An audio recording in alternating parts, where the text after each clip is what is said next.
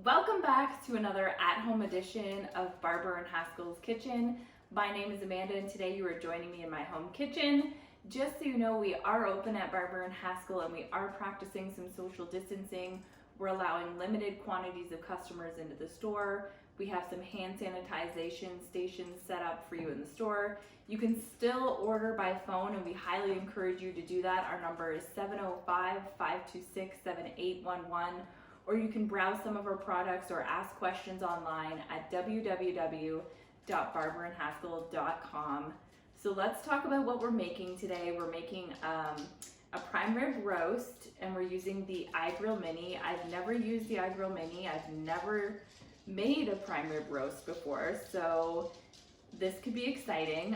Judging by what I saw on the app today, this looks like a really great product. It was super easy to navigate. Once I downloaded the app, I put in the meat that we were cooking and then I put in, how well done we wanted it. I put in for this a medium rare.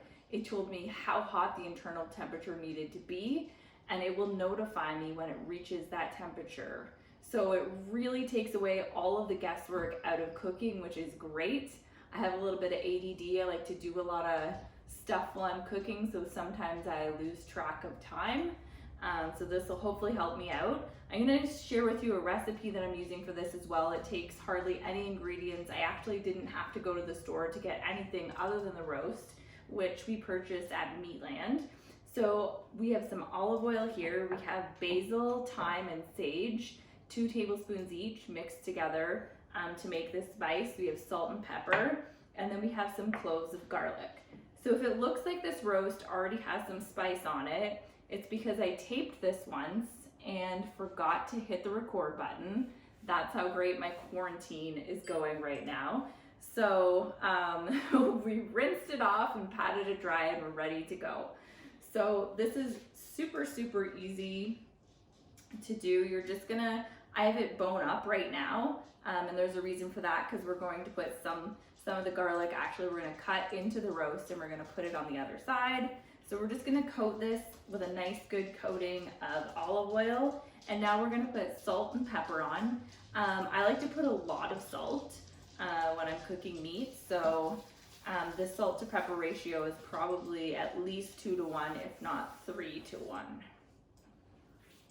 And we're just gonna make sure that we're coating all the sides. Normally I would just flip it, but I'm worried that, some of the spice is gonna fall off, so I wanna flip it the least amount of times that I can.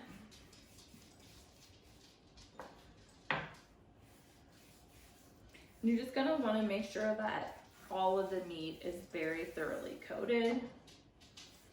And now we're gonna head over into our spice mixture. And this one you're gonna wanna lay on pretty thick. The point is to get a nice crust with the spices when it's on the barbecue.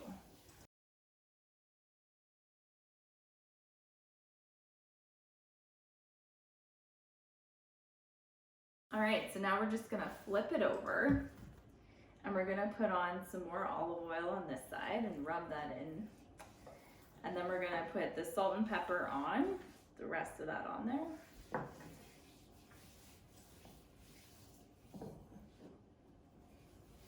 More spices.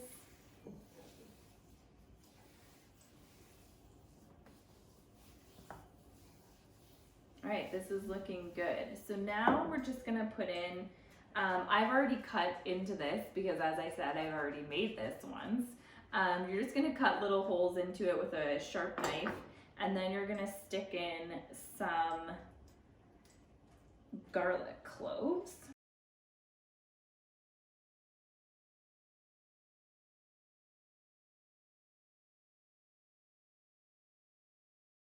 They want to be just deep enough that you can stick the clove of garlic in there, but you still can see the head of the garlic.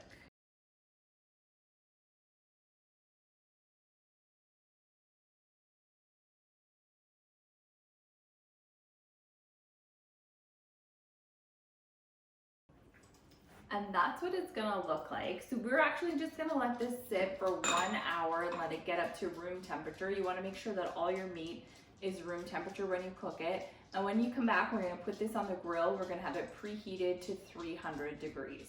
All right, so we are outside at the grill. It is preheated to 300 degrees. We have my phone hooked up to this iGrill.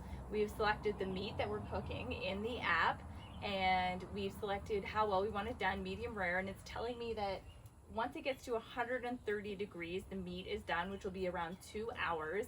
So all I have to do is plug this in, and it will send me a notification when the meat is done. I don't have to think about it anymore. I don't have to come back and check on it 100 times. So I'm gonna plug this in, and then we'll come back when it's done and you can see what it looks like. All right, so we are back. I just got an alert on my phone. It said that the internal temperature is now 130. Let's see what it looks like.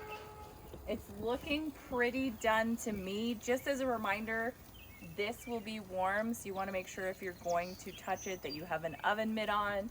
So we're gonna let this sit for 10 minutes in the house to rest before we cut it. And then when we cut it open, I'll show you what it looks like on the inside.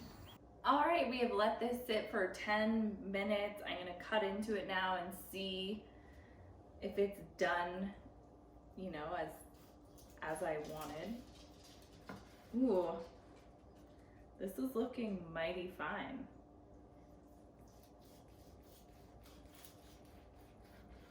I would say that it's cooked to perfection. Very happy with the results and very happy with how little I actually had to monitor the food. It was really, really great. The barbecue stayed at a very even temperature, no flare-ups. All right, so that's it for Barber and Haskill's Kitchen. Thank you so much for joining me. If you have any questions about this recipe, about the iGrill, there's 3 different series that you can buy. Or if you would like to recommend some recipes for upcoming shows, please let me know. This turned out amazing. I'm really happy with it, and I hope that you will join us on our next show.